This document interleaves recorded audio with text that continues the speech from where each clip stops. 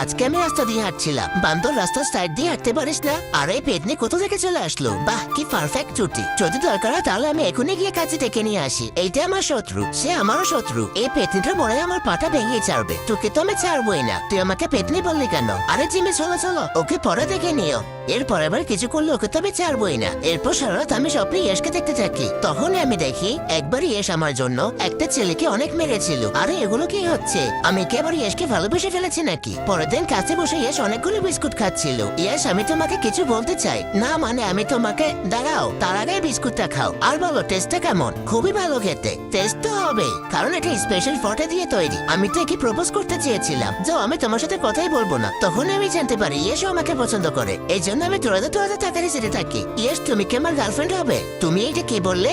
না সরি, তুমি কি আমার বয়ফ্রেন্ড হবে? ঠিক আছে, কালকে আমি আমার মাকে পাঠাবো তোমার বাড়িতে। বন্ধুরা, তোমরা কি ভিডিওতে লাইক সাবস্ক্রাইব করো না?